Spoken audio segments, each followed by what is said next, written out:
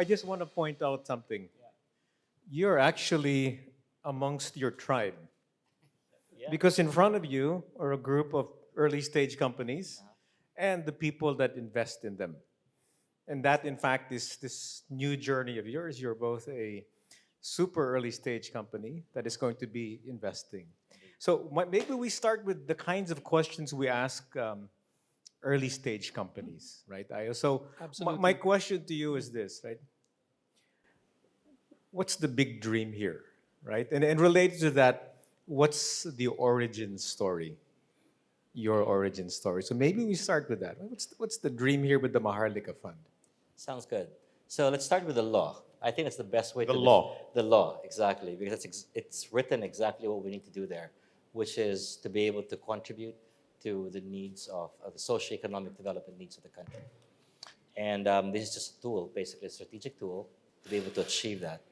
Um, if you look at the way our economy has grown uh, over the since growth has been recorded, actually since its economic data has been recorded, we've always been driven by consumption growth. Household consumption represents about 75.29% of the economy, and then followed by government spending. But that's in turn has been driving up debt of the country, and capital formation is where we lack. And it's exactly what we want to be able to do, is to be able to enable capital formation. So that's the dream and that's the vision. So what's your personal origin story? How did Joel Consing get roped into doing this? I mean, applied you for were the having a job. nice trajectory in your career, right? Everything was nice and cozy, and then boom. Yeah, I applied for the job. Yeah. Yeah, so I first heard about Maharlika during the debates in Congress. And once I heard about the concept, I said, I want to run that. And I felt that I had the background to be able to do it. And a few months after, I retired from ICTSI to join Secretary Go. Yeah. And we advised the presidents on investments and economic affairs stuff. And I did a lot of research. But still, so why'd you do that? Time to give back. You're that endeavor mentor. Time to give back. Okay. I like that answer. Time to give back, Yeah. really. As simple as that. Doesn't require further explanation. Were you going to ask something? Well, I was gonna check, Joel. No? So you mentioned that you joined Maharlika wanting to give back, and a lot of the focus, at least from your end, is to work on that capital formation part of the equation. Just want to understand that, and forgive me if it's a very basic question, but does that mean that most of your investments are primarily going to be focused on the Philippines, as opposed to other, for example, sovereign wealth funds, which also invest in, outside their shores? No, it's a great question. Number one, and then I think maybe if you could also touch on what sorts of investments on the capital formation are you sort of looking to deploy money on? I think that would be sort of, I guess, insightful for a number of people in the audience. Sure. No, so the way the law's been written, it can really act as like your typical sovereign wealth fund. Okay. So in fact, Stevie Kuning was saying that when reading the law, he said that Maharlika is like everything you can invest, I think, in everything all at the same time, or something along those lines, right? And that's true, but that's because it's a law, and you look at that long term. That said, the implementing rules and regulations gives the board of directors the ability to set the direction of the company. So during my time as CEO, this is going to be acting like a national strategic development fund, i.e., domestic in focus, wider breadth in terms of scope, and collaborative in nature. In fact, in my opinion, that was probably one of the main sources of misunderstanding coming from the critics. Because when the framers of the law, by the way, I've listened to all the YouTube videos, I watched and I read all the articles. No? When the lawmakers put this together and they were looking at the sovereign wealth fund, it is from the perspective of looking at the balance sheet of the country and looking at its assets and drawing from that and calling that sovereign wealth fund. I see. Okay, the public, on the other hand, sitting across, when they heard sovereign wealth fund and they started googling it, it'll take them to Investopedia. And when you read Investopedia, it's predicated upon there being surplus financial assets So being they invested. ended up in the Norwegian Sovereign Wealth Exactly. Fund webpage, right? Exactly. And a national or a strategic development fund is a type 3 fund. It falls under others. Okay? I see. So it is a type of sovereign wealth fund, except that it's focused domestically. So would you say it's more akin to the Indonesian Investment Authority, It would be versus more akin the to that. Norwegian? Yeah. Indeed, it is in fact the people originally were comparing it to Temasek. I would say more the INA than Temasek. Yeah. In what respect? Just maybe to share with, Okay, yeah. with No, the so folks in the room. in the case of the INA in Indonesia, they basically have got two things. A, they are investing that onshore, and B, they also intend to, well, they have, I think, signed up with LPs to bring in funding from FDIs also into Indonesia. And that's exactly what we're going to be doing. So maybe we're kind of in the what part of the questioning, right? We asked him about his why. Now's the what, right? Really to get into the nuts and bolts of the fund. So we've talked about the fact that this is, it's like a sovereign wealth fund. It's a, maybe more aptly called a national development fund, at least in the beginning. Yeah. But how big is this fund going to be? What's your target? Well, it's a seed. It's about 125 billion. That's just the seed. That's the seed, correct. The company theoretically can raise it up to about 500 billion. My personal view, though, is I don't want to do any capital call anymore. So it therefore begs the question, what can we do? Because 125 billion, honestly, is a drop in the bucket in terms of what the country requires. I mean, just to put that in perspective, okay? So today, there's about 198 flagship infrastructure projects approved by the NEDA. 198. 198, of which 100... Those are all PPP or? No. I was going to get there. No, so of which there's about 6 sectors, of which 122 of those projects are physical connectivity. So they included airports there, but there are about 14 airport projects in there. Of those 122, 44 are under PPP. Okay, and those 44, it's about 8.6 trillion pesos. Okay. So hence the 125 with the best will in the world is really just a drop in the bucket in terms of what the country requires. Yeah. So it begs the question, how can we leverage at 125 in order that we can actually spend more? Mm-hmm. So, and there are a couple of ways of doing that. So, A, you can actually leverage the balance sheet of Maharlika, and theoretically we can do that because we can issue bonds, okay? And that's how you build your AUM. Mm-hmm. The other is off books. It's basically contingent, i.e. managing other people's money. And that's how we're going to do it. So we're in a startup stage. Our governance is in place, but not the management nor the executive team. But governance from the perspective of the board being there and having and the different committees having been constituted, and the charter is now being written. So we've actually sat down and we have identified what those risk parameters are. So today, for example, we've identified that to be about 15% of it's a sectoral limit of 15%. Okay. So of you're 125. capping your exposure to certain sectors Exactly. at 15% of the fund. Okay. Yes. So let's call that 18.75 billion out of 125. Mm-hmm. Okay. So the question is, how do we spend that many times 18.75 billion? So what we're going to do is today we are in talks with some funds for us to put up an LP. Mm-hmm. It's an energy-focused fund, and our contribution into that fund will be our risk limit. I see. Okay. Right? So we can raise about 1.5 to about $2 billion, of which call it 350 would be coming from us. So we're able to therefore spend about 5 times what we had originally intended, and at the same time we're generating fees out of it. So is it fair to characterize that as fund of fund? It is. Okay. It is. So it's so that's one way. We are also, part of the vision is also to provide a local product, because it's quite interesting when you talk about being a PE. only institutional investors typically are able to come in, right? Sovereign wealth funds funding other sovereign wealth funds.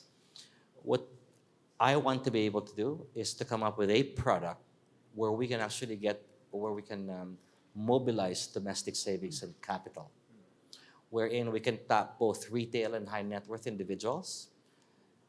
We don't aim to be able to raise a big sum from that exercise, but what we'll be able to generate would be A, awareness, and B, buy-in from those who can actually afford it. And I think that's important.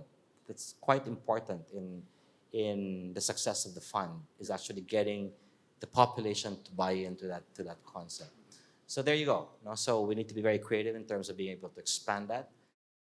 Also, just to answer your question earlier about where we're going to be investing it, we've identified about 7 sectors. Top of mind is energy. So, this is a background. When we first met in the board, what we did was we discussed what these potential industries would be. So we asked ourselves, what would be potential multi-generational drivers, value drivers? And we've identified to be those 6. But I summarized that into physical connectivity, digital connectivity, and food security. You have those 3, you've got those 3 value drivers moving forward. Now, let's talk about the sectors of focus. Energy. And it's top of mind. So electricity is absolutely, it's important for everything, be it household or business, and that's absolutely key driver. We're going to be looking at upstream, focusing on renewable. The government basically has got a target of achieving 35% renewable contribution to the total generational mix by 2030, and 50% by 2040. We want to be able to contribute to that. Yeah. The reality, that said, is that investors are actually looking for that mix today, not in 2030, not in 2040. It therefore opens up an opportunity for distributed generation capacity, i.e. going to the eco zones, providing them with renewable capacity, which they can then mix with the energy that they're taking from the grid. By so doing, you're increasing the renewable contribution to the mix, and therefore giving the manufacturing facilities or the locators the ability to now market their product as having been created with renewable power. So it helps them with their own marketing. And for investors to be able to do that, really there are 3 things that are important for you and me. That's pricing, ubiquity, is it available everywhere else? And is it reliable? Is it available 24 hours? But from an investor, again, there's a 4th element, which is renewable power. And we believe that could be a differentiating factor for us. And that's one. That's just on the upstream. Midstream would be the lines. So you've heard about us interested in looking at NGCP. So we've not had any conversations with them. Yes, we're interested because it does make significant amounts of money. They've not been able to meet their KPIs, at least that's the government position. From their perspective, they think they've met it, so I think those conversations need to align. But again, the requirement of NGCP will be immense, and the contribution of whatever we can put in is again going to be a drop in the bucket. Let's put that in perspective. I talked about renewable contribution. When you get to about 35%, you're going to put so much volatility on the grid, right? So from NGCP's perspective, not only must they spend to ensure that both the east and the west part of the territories are actually connected north to south, but they also have to ensure that the lines are actually upgraded to be able to accommodate the green transition, and they've got the auxiliary capacity to be able to power the lines and keep it stable during periods of volatility. That's tons of cash. Yep. Okay, and I think because of that, we need to support them. We need to be there and demonstrating support rather than pillaring them. So that's just my personal view. There's another sector that I think you're personally very interested in, right? Which is the agribusiness and forestry segment. Yeah, yes, absolutely. But before that, Yeah. physical connectivity. Let's go to infrastructure. So let's look at physical connectivity. It's got a significant multiplier effect.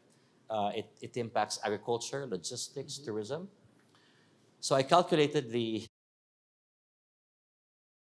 kilometer per capita per 1 million people of of ASEAN countries. Top of the list, Thailand. 9,800 kilometers per 1 million Talking people. about roadway. Roads. Road network infrastructure. 9,800 kilometers per 1 million people. That's how they're able to accommodate 20 million tourists. Yeah. Because it's a single touch point into Bangkok or whichever airport, and they're able to deliver them by road. Okay. I have a feeling you're going to tell us what we have. soon. Well, no, Vietnam is about 5,800. Philippines, 1,900. Wait, what was Thailand? 9,800. 800, and we're at 1,000. Okay. We're 1,985. Okay. All right. So point being, there is a latent demand that can be met, but they can't buy it because it doesn't exist. So I think we can add value. We can add value to that. And then following which, you've got now agriculture. Oh, by the way, before that, digital infrastructure. And I think there are many founders here. There are opportunities for you. Because what we intend to do is to build telecom towers in the rural areas in order for the incumbent telecom operators to actually locate and just lease space from us. No? Because today they won't do it because it's their capex. We'll do it. We convert it to an OPEX for them, and they'll just bring their equipment and enable digital services. And I guess the implication, right, it's wider coverage, faster service, cheaper service, right, for everyone. Reliability. Yeah. Well, it'll create startups, Yeah.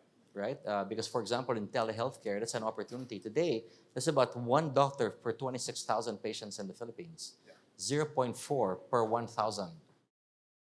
0.4 doctors per 1,000 in population. With this, then startups can start offering telehealthcare. They can tap into the rural market. 53% of the population lives in the rural areas. So if you strengthen that, then you're actually strengthening consumption and you're creating value. Joel, quick question on that. No? So great point on digital connectivity being sort of a focus for you guys and building these towers. Not sure how you guys plan on executing on that. Is this through sort of partnerships with current, independent tower codes that are being Yes. built out there, or is it That's something correct. you'd sort of do on your own? So No, through we're going to be partnerships working with primarily. them. Correct. Okay. So I think that's a very important point. We work with the private sector. So we won't be doing things on our own. We want to crowd in capital rather than crowd it out. Really talking about how to leverage it.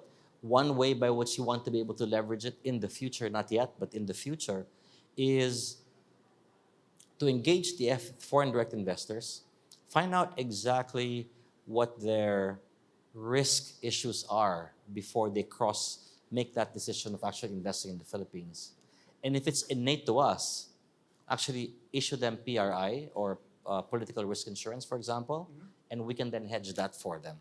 Right? So by so doing, then you're actually expanding the capability of that 125 beyond the hybrid capital and equity that you'll be investing in. I meant to ask you earlier, the Yeah. fund itself, will it be taking in foreign capital? That's what I was talking about earlier. We will be doing that. And I was talking about creating an LP.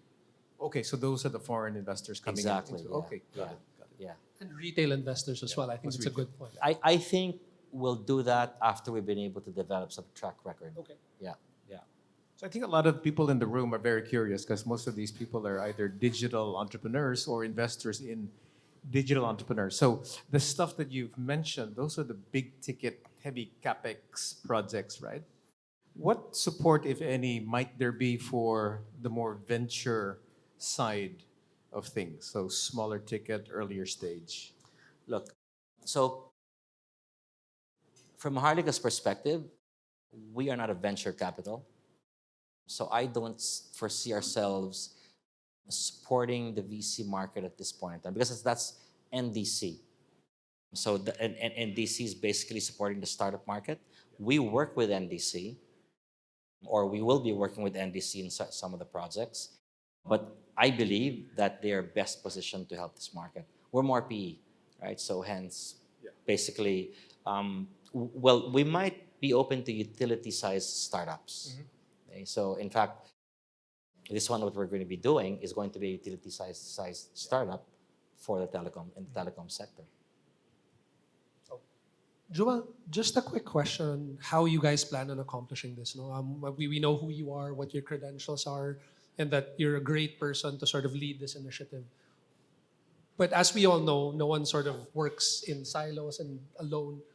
What does the team behind you look like? Who Sure. are these people?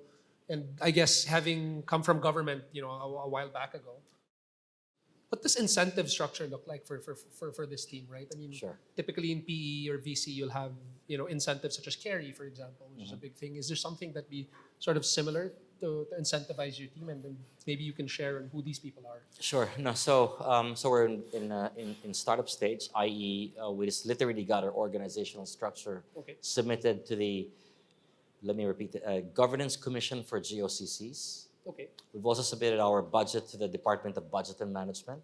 So it's a bit of a long way before we can actually get our budget approved. So meanwhile, so we haven't really spoken to any candidates yet, but we do have a list that we aim to speak to. And I would say, looking back about 12 months from now, it'll be a team that every one of you will be very proud of. Okay. Very excited for the unveiling. And are you going shopping globally for this team? We've got some overseas Filipinos who've actually reached out, so I've interviewed them. So we're just determining whether we can actually bring in, because they're no longer Filipinos, they actually carry different nationalities. So we have to find out what sort of contract we can enter into with them. But basically PE professionals from different countries, very, I would say, very experienced, and we think that they can certainly add significant value if we get them on board. So getting to brass tacks, things like the due diligence, right? Yeah. The financial due diligence, the legal due diligence, the operational all of that kind of stuff. Who's going to do that for you? How big is the team going to be? We aim to be, for the initial stage, we will be about 38 people. Yeah. We however, set quite a large budget for working with consultants, with experts. So that's how it basically will be managing it, i.e., working with consultants to undertake the due diligence, working with proper law firms, experts in their field. And that's how we intend to do it. Yeah, I think that answers the question on my front. Wait, you need. I'm very interested in this agri-business and forestry because I think it's a really cool idea. Sure. Maybe just share with the group. Sure. No, sounds I good. find it very cool. So, when I was in OPEA, I started writing a paper. See, if you go back to 1988, many of you folks obviously were not even born yet. So, the government of Corazon Aquino redistributed land. Okay? So hence, she distributed land from those who had land, and distributed to farmers at roughly about 5 to 7 hectares each, without capital support et al. Those 500 hectares, 5 hectares per farmer, is now down to roughly about 0.8 today, because of generational fractionalization. Okay. Now, interestingly, in Malaysia, there's an agency called FELDA, and the role of FELDA is to consolidate these lands and corporatize it and enter into long-term contracts with agro-industrial companies, and it worked really well. That's Sime Darby, right? Sime Darby State et Farms, al. I think they call them. Right? Yeah, et al. No? So it's very successful. So not only did they give farmers lease revenue, they also gave them jobs because they were employed by those who are leasing their lands. And similarly, those who opted to sell, they then transferred and relocated. So So I started writing that. But then I left and I joined Maharlika. And one of the challenges for that would have been, it would have to be legislated. And then a new department would have been created, budgeted, et al. So it would have cost money. So we said, well, why don't I try to do that in Maharlika? But we don't have the wherewithal to be able to consolidate that. So therefore, what we're now doing is we're now going to government agencies who have tracts of land by decree, thousands of hectares, which are unproductive, and we will now work with them in making them productive. So building, first of all, industrial mega ecozones for locators to locate. And again, this is one of the 5 pain points identified during my days in OPEA, is access to contiguous land on which to build their facilities. And build similarly, because of the size, build by the perimeters, forestry and agriculture. And hence reduce cost of logistics, cost of hopefully remove the need for the middleman, and for the processing facility to be able to access these directly. And also to be able to hopefully be able to sell the carbon credits and build townships within that. So we're speaking to 2 agencies, 2 government agencies, that they're very keen to move forward with that. Super exciting, actually. Super exciting. Can I ask a question on, I guess, what the structure of the Maharlika Fund is like? So I'm coming from the perspective of, in a typical PE fund, you typically have like a 10-year time frame for the fund, so it's sort of closed-ended. Yeah. You can get extensions if needed, etc. And then maybe what sort of return profiles are you looking for? Like, what does success look like for you guys? I mean, Sure. It could be commercial, maybe, and a little bit on the ESG side, it seems. And so Sure. it'd be interesting to sort of uncover what you're thinking on those 2 fronts. Understood. So unlike any typical PE, we have a double mandate. We have a twin bottom line. So commercial returns and socio-economic development goals, right? So hence, we need to do a balancing act. Intuitively, I think the returns on social infrastructure will probably be, I would say, will underperform compared to the fund that's going to be set up. That will be commercial as well, but compared, let's say, to the energy fund. But the funding for that, however, would not just be coming from potential investors, but we will also be funding them with grants, right? So hence, and again, that's one way by which we can expand the spend with a limited budget. We will be looking at the same time frame, i.e., 7 to 10 years. But our product is actually going to be very specific. We will only be doing equity or hybrid capital. Perpetuals, basically, I'd like to say mezzanine capital, but more hybrid capital than mezzanine capital. And like what I said, at some point in time, hopefully, political risk insurance. Okay? Insofar as what we're charging, okay, insofar as the LP that we're negotiating today, we're charging them about 2.5. Most likely, we'll probably end up with about 2.5, and we're going to take an override of about 20%, be on an after swap of about 6-7%. So if you had to choose between risk-adjusted returns on the one hand and impact on the other side, I mean, how do you prioritize these 2 areas? Returns first. Returns first. Yes, and impact second. Yeah. That's how the law is stated. Okay. So we just follow the law. Well, if you don't have return, then you can't create the impact long term anyway. Exactly. Exactly. Yeah.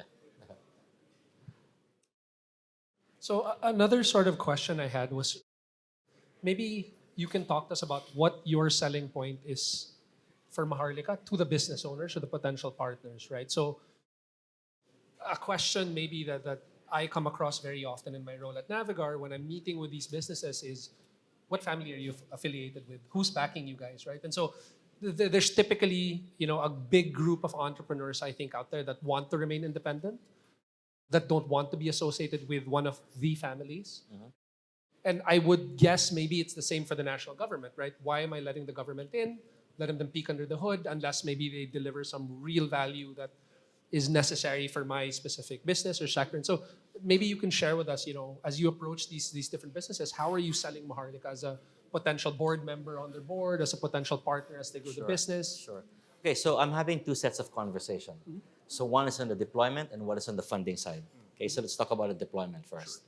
So engaging the entrepreneur, engaging, for example, potential startups. A, you get government backing. B, we're a passive investor. We will be sitting in the board. We will be sitting in the critical committees, audit, Compensation. remuneration, and nomination, et al. Okay, and we're going to be there basically behind the project sponsor because they've got the technical expertise. We don't have it. We just have the capital. It's the same for us at Navegar. We don't pretend to be experts in the Exactly. industry, No. So that's how we basically will be acting. Now, the other set of investors, the other set of conversations I'm having are with investors. Okay, and it's about selling the Philippines.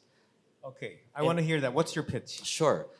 And it's talking about our workers. We're talking about a 24.7-year-old average workers. We're talking about and we're talking about a pyramidal demographics with a 1 trillion GDP size. And when we're talking about pyramidal demographics, that drives consumption over time, right? And we're about 76% consumption-driven economy.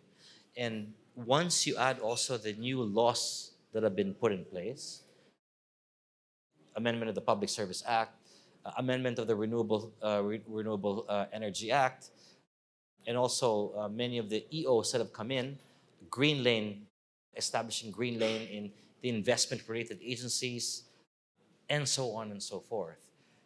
It lays the groundwork really for a much more friendly investor environment. And in my opinion, therein lies the difference between us and the others. Did you ever see this report? I think it was HSBC. That must have been 5 years ago. By the year 2050, Philippines will be the 16th largest economy in the world. HSBC, correct. HSBC, Yeah. so your alma mater. So, I mean, how much credence do we give these things? No, I no, mean, other people say by 2040 we'll be upper middle income, right? We're moving. Okay, lower so middle no, income. so that I think is reachable. That I think is reachable. So the aim is roughly about $11,000 GDP per capita by 2040. So that, in my opinion, is achievable. The study of HSBC was about population, right? So because they believe that population is going to be the ultimate driver of economies, especially with everyone's demographics failing now, and I wouldn't put 100% credibility behind that argument, because you have technology basically to hopefully augment or balance that consideration. But I think the fact that you still have a 2.24 times, fertility rate in a growing population, and basically a consumer-driven economy, and hopefully being pushed by FDIs, I think will actually give us. Plus steady 5-6% GDP growth a year, right? But it will All of have that to be together. driven by those. So again, it's about as long as they're able to tame inflation over time, I think. Okay, so that's the good story, right? The macro. Correct. Now, a lot of these foreign investors, when they look at a place like us, like emerging market, frontier market, the issue of governance always comes up. Yeah. So here's the somewhat controversial question of the night, right? How do we avoid this idea that we're gonna be like a one MDP, right? Right. Where's the transparency? Where's the accountability? How do you eliminate conflicts of interest? Sounds good. Because I know you've been spending a lot of time on the governance part, Correct. right, of this project. Correct. Well, first of all, in terms of, so we constituted the board in December, and the law basically required us to to establish two committees, audit and risk advisory. But when we constituted the board, however, we added 4 new committees: corporate governance and ethics, nomination and remuneration, investment committee, and related party interests, related party transactions. And they're all headed by independent directors. So we basically, and the way also the charter is being written is we're starting with the Asian Corporate Governance Scorecard and we're working back, right? So How many board members do you have? 9 theoretically, Yeah. 5 coming from the private sector, Yep. 3 are ex officio, and me. So it's actually a private sector led board, except that we haven't filled 1 seat just yet. Just 1 more seat. How many are independent? 3 are independent. 3 are independent. Correct. Oh, very good. Yes. No, and also let's talk about the 1MDB, right? So apart from the governance being there, one of the things that we've done on a day-to-day is instead of setting up a treasury team, we entered into a contract with the Philippine Bureau of Treasury. So they're managing, so they're our cash manager. I see. Okay. Correct. So that way we don't have to hire people. Yeah. The governance framework is there, and we're only paying them X basis points. But that's in the interim though, and then we set up our own. Yeah, somebody told me you should never put the rabbits in charge of the lettuce. Right? Just keep them separate. No, part of it anyway. They're funding it.